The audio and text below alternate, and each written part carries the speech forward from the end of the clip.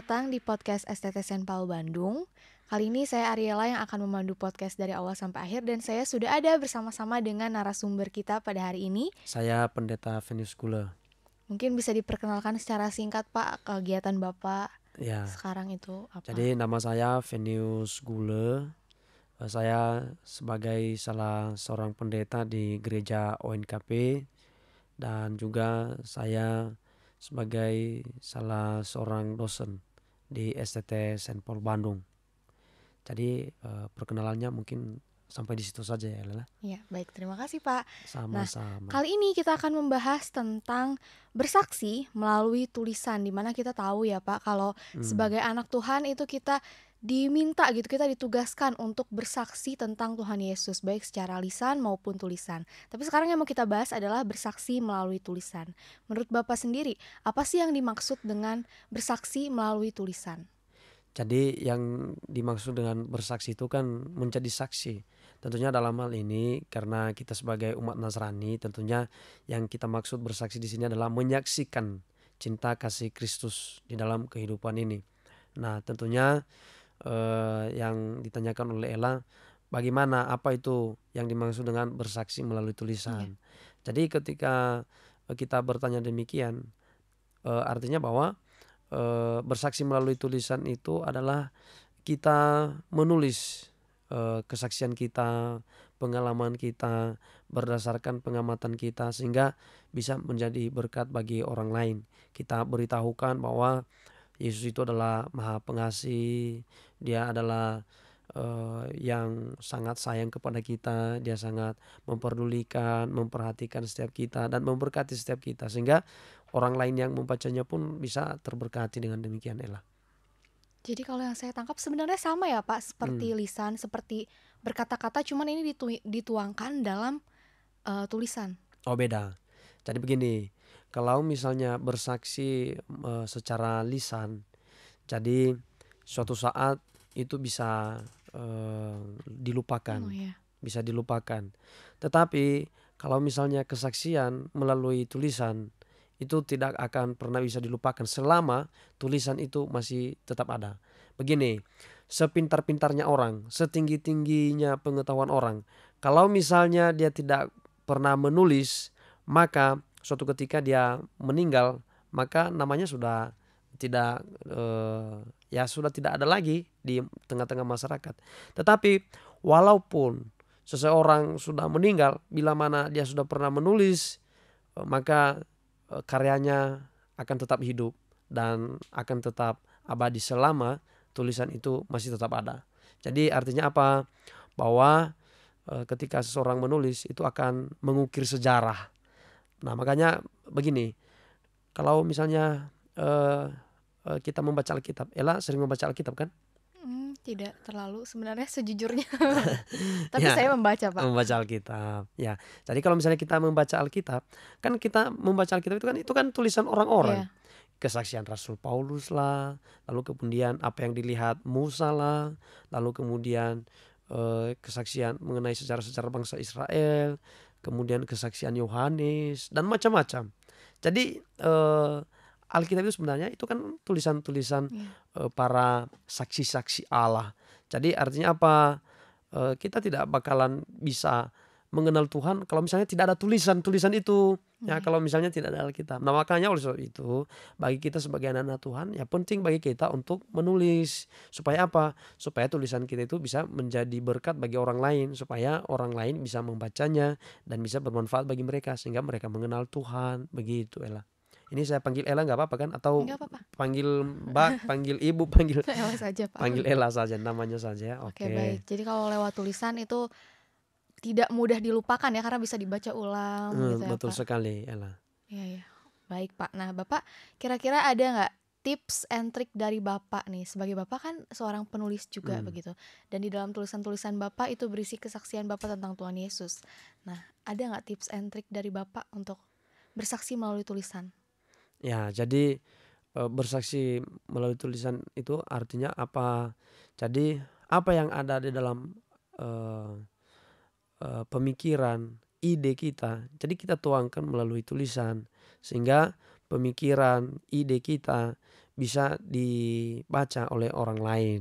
Jadi bagaimana triknya? Ya jadi mulailah bersaksi melalui tulisan, mulailah menulis. Ya bagaimana caranya supaya bisa menulis? Ya menulis.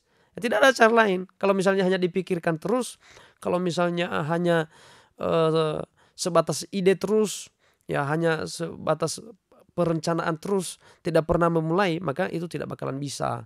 Ya nanti gitu-gitu aja. Kadang-kadang ada orang begini, kalau misalnya dia sudah memiliki ide, lalu kemudian dia tunda dulu. Nah, lalu kemudian karena dia sudah tunda, dia melakukan aktivitas yang lain. Besoknya dia mau menulis lagi, tapi dia lupa idenya Hmm. kemarin. Jadi akhirnya ya terkendala. Jadi gitu-gitu aja hidupnya. Nah, jadi makanya kalau misalnya kita ada ide, ada misalnya hal yang kita rasakan, yang ingin kita sampaikan kepada orang lain, ya ayo segera ambil pena atau laptop, mengetik atau menulis. Jadi sehingga bisa segera dilihat, dibaca oleh orang lain dan menjadi berkat bagi mereka. Demikian, Ella. Tapi kan ada Pak orang yang mau menulis Hmm. tapi dia berpikir bahwa dirinya itu tidak pandai menulis atau mungkin penyusunan kata-katanya masih acak-acakan begitu Pak. Hmm. Nah Bapak ada nasihat nggak untuk mungkin teman-teman mahasiswa yang berpikiran seperti itu? Jadi itu kan sebenarnya dipengaruhi oleh lingkungan. Begini, kalau misalnya dia lingkungannya di dunia akademisi, maka otomatis ya mau tidak mau pasti kan menulis di situ kan. Otomatis pasti dia paling tidak ya mengerti lah, bisa lebih mudah memahami kalau misalnya dia menulis. Tapi kalau misalnya dunia orang awam, ya apakah bagaimana supaya bisa bersaksi melalui tulisan, ya jadi ya menulis, belajar, ya apa yang dirasakan disaksikan kepada orang lain, cinta kasih Tuhan yang dirasakan disampaikan kepada orang lain. Jadi biasanya kalau misalnya sudah dipikirkan, ya biasanya kalau sudah dipikirkan, jangan dipikirkan terus, segera mulai. Jadi itu tipsnya. Biasanya kan kalau misalnya orang mau menulis, itu mau menulis awal-awalnya itu kan yang paling susah sekali. Iya. Dan itu menentukan kata-kata kita, cara kita, langkah kita dari awal ketika mau menulis, itu menentukan kalimat-kalimat berikutnya.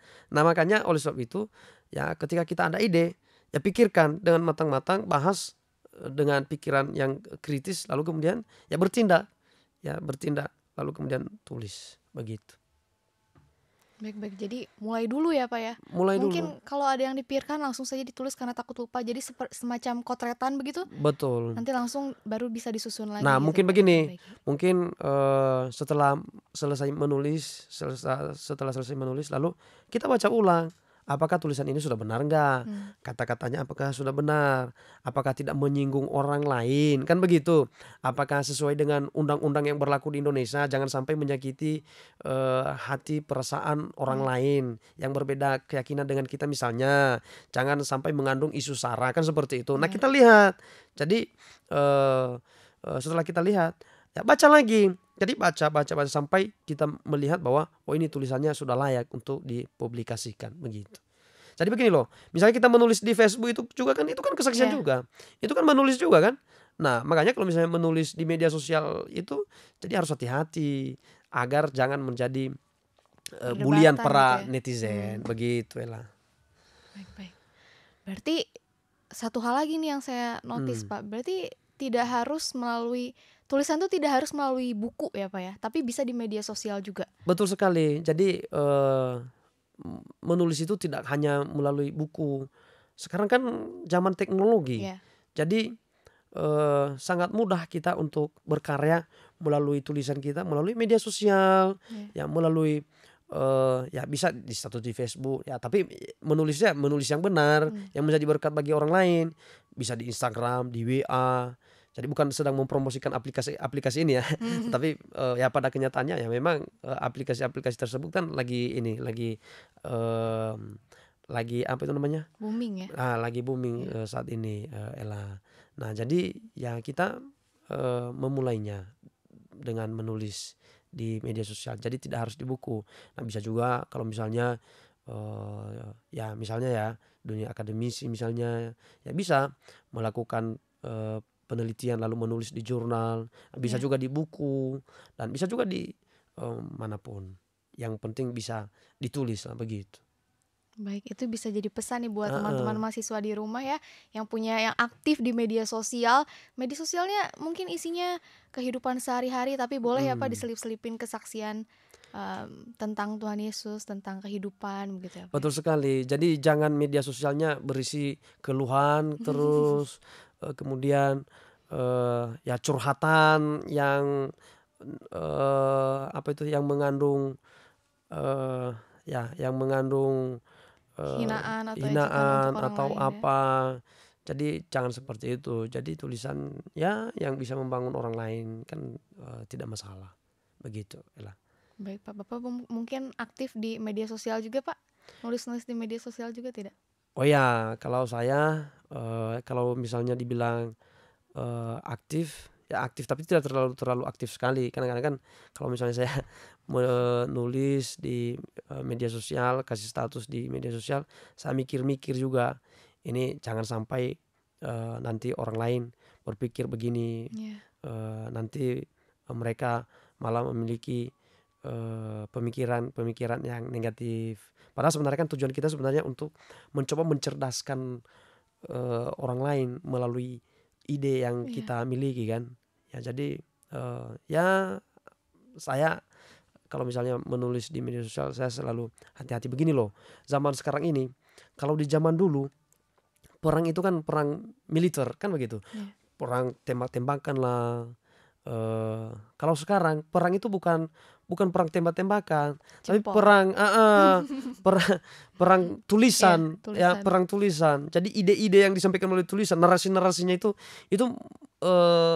sangat mempengaruhi orang lain ya. Makanya ketika kita menulis, ya apalagi kalau misalnya ya misalnya seorang public figure, itu pasti, pengaruhnya sangat besar. Iya. Bila mana dia menulis lalu orang yang membacanya, yang fans-fansnya, oh fans luar biasa. Fans-fansnya dia bisa saja kan, ya terpengaruh ya dengan dia. Tapi tidak apa-apa kalau misalnya pengaruh positif ya bagus, tapi kalau misalnya pengaruh negatif kan tidak bagus, Ella begitu. Iya. Mungkin terakhir nih Pak, Mmm. tantangan yang Bapak rasakan selama Bapak menulis itu apa saja sih Pak? Mungkin bisa di-sharing-kan, karena mungkin ada yang senasib juga seperti Mmm. Bapak mengalami tantangan dalam menulis.